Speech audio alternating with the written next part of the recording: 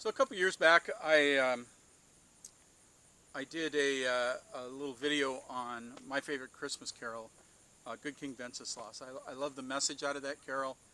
Um, I love that it talks about it's actually talking about the day after Christmas and how you take Christmas into the rest of the year. And I think that to me is a powerful, powerful message that gets lost way too easy. I think a lot of people go, "Oh, Christmas is over," and now we go back to living our lives. And the message of Wenceslas is that you live Christmas every day. That's what we're trying to do. Um, and so that's a lot of fun. I'll put a link here or something. You can go back and watch that video uh, if you want, if you haven't seen it. This year, I was moved by another story of actually, it turns out to be what everyone thinks is the first carol, um, the first carol that we know of, or the oldest, is God Rest Ye Merry Gentlemen. So just like in Wenceslas, for some reason I feel compelled to sing these carols in these videos.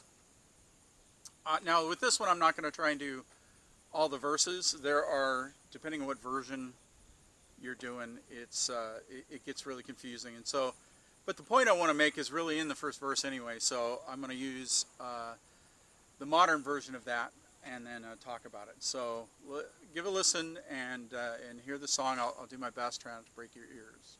Lord rest ye merry gentlemen, let nothing you dismay. Remember Christ our Savior was born upon this day to save us all from Satan's power when we had gone astray. Oh, tidings of comfort and joy, comfort and joy. Oh, tidings of comfort and joy. You know, it's a wonderful song. It's one of those carols that I think most of you folks, if you're Christmas aficionados, can sing at least the first verse of that. And it's a wonderful song. The way we understand it today is, it's God Rest Ye Merry Gentlemen. So it's, you're happy and you're resting in the arms of God because Jesus was born on this day. And it's a wonderful message. I think we've certainly understood it that way for years. But there's a little interesting piece about this is the song is sang mournfully. You listen to the tune.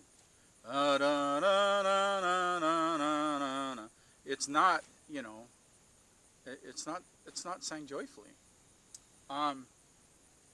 Maybe not mournfully, but it's not a joyous song, yet it has this joyous message. Well, the reason behind that is that as the song was written, it wasn't necessarily a joyous message. So you got to kind of break this down and understand how the words were in the song were understood to the people who wrote it. So if you look at that first line, God rest you or ye merry gentlemen. So the verb rest in that sense actually means not relax, but to keep, cause, to continue, to remain. Make is a good modern use of that.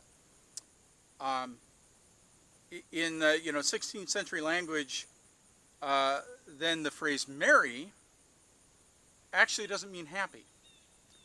A better translation for that is mighty. You ever wonder why Robin Hood and his merry men? So they're not merry, they're mighty.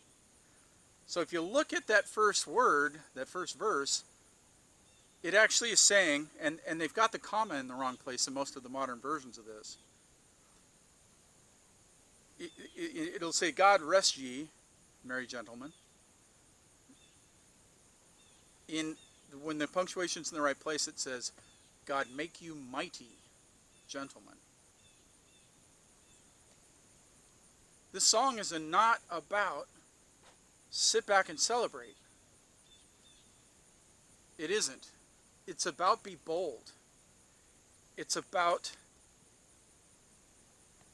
this baby, the Savior being born, and emboldening his people to step up and carry his message into the world. God make you mighty, gentlemen, let nothing you dismay. Remember Christ our Savior was born upon this day to save us all from Satan's power and when we had gone away. Oh, tidings of comfort and joy, tidings of comfort and joy. God make you mighty. Is that the way you're living your life? Are you standing up mighty in the face of all the things that we see in this world, all the divisiveness and the rampant consumerism and the breakdown of the moral fiber that you see around you? Are you mighty?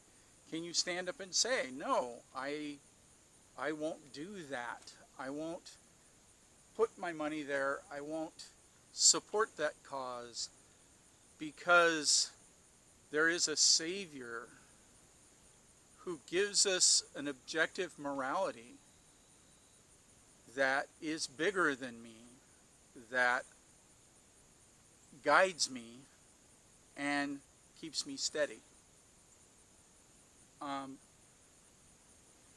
You got to be bold.